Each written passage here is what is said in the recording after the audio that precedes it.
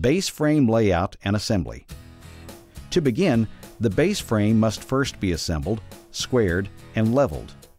The base consists of 4 components: the base channel, base purlins, column clips, and bolts. All framing components are marked for identification. Consult your installation drawing for the proper component mark and placement. Now is the time to decide direction of the door opening and start base framing accordingly.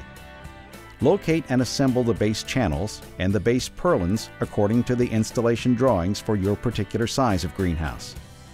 The leading and trailing edge of the base channel are overbent for a tight fit. Spread apart as needed to nest the base purling into the base channel.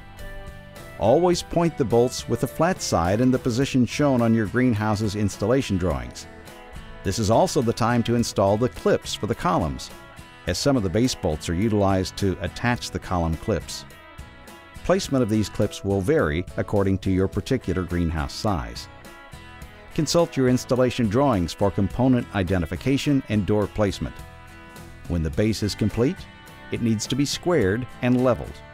Squaring can be accomplished by cross-measuring and pulling or pushing the base until the corner-to-corner measurements are the same.